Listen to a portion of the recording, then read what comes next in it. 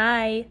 I wanted to share a quick update with everyone. I recently found out some big news. I am actually not a type 2 diabetic. I was misdiagnosed in 2012. I actually have LADA diabetes. I will post in this video what the characteristics are of LADA diabetes.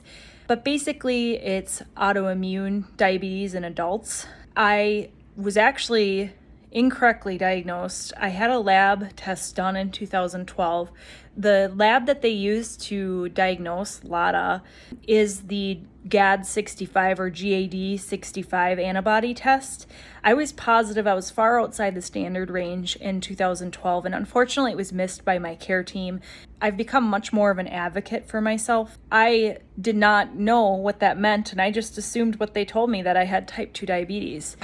It's been quite a shock to me. What it means is that I actually have it's a form of type 1 diabetes. It's just the difference is most type 1 diabetes cases are actually diagnosed in children, and I was diagnosed in adulthood. So I was 28, almost 29 when I was diagnosed. I was initially treated with insulin. I went through a long journey trying to get healthy. I lost a significant amount of weight. I got into strength training and running, and obviously meal prepping, which I'm still a huge fan of. So I think all those things really did help me, because initially LADA sometimes, not always, but it can respond to lifestyle changes initially because you still have pancreatic function. So I was really fortunate. Usually there's a honeymoon period of a few months to a few years. My honeymoon period extended out almost 9.5 years, which is really unusual, I think, from what I'm hearing. Was not on meds after I lost the weight for quite a while.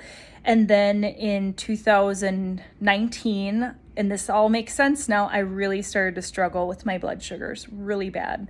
My A1C shot up from, it was always consistently in the 5% range, and it shot up to 10.9. I was super sick, and it's funny because at the time I was training for a half marathon. I would go on these long runs. I was super sick at the time. It was probably dangerous.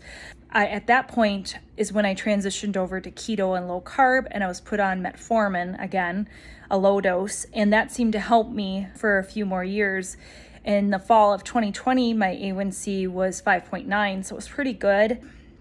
Things got really hard for me. And I figured it was from stress because my dad was admitted to memory care. He has Alzheimer's. It's been awful for our family. We've really struggled with this, probably the most stress I've dealt with in my adult life. So my doctor agreed that it was probably stress impacting things much. Nothing had really changed. But what it was my pancreas was just deteriorating, basically. I went to the doctor. She doubled my metformin and it did nothing. So that's when I started to research LADA, and I really started to question if I had that. Reached out to my doctor and requested a C-peptide test and the GAD65 test. She ordered it right away. This is a different doctor than when I was initially diagnosed, and she's wonderful. I really like her. But in the same time, while I was waiting for those test results to come back, I stumbled across the lab result from 2012 that said I had LADA. I mean, if you're over this standard range, and I was way over, it's pretty black and white. And so my doctor, I brought that to her attention, and she was shocked. Decided to get me on insulin right away, and then she waited to make sure that the second test was positive, and it was, no surprise. Referred to endocrinology. Now I'm seeing an endocrinologist and diabetes educator. I will soon be learning about CGM, continuous glucose monitor, and possibly getting on a pump. So I'm doing really well.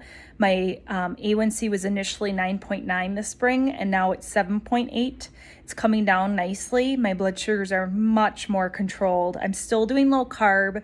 I just feel like it works better for me. And as I get on fast acting or mealtime insulin, I feel like I will have less chance of having the crazy highs and lows. So it's just a personal decision, and I know it's not for everyone, but it works for me. And I want to continue sharing my meal preps with everyone. I really enjoy showing the process. I'm just a geek about it, but it makes me really happy. So I will continue to do that. And I love the diabetes community, whether you're type 2 or type 1. I can identify with both now, which is crazy. I hope you'll join along. And then if you're not diabetic and you just enjoy low carb food and meal prepping, please join in and watch. And I will continue posting and sharing what's going on in my life. So thank you, everybody.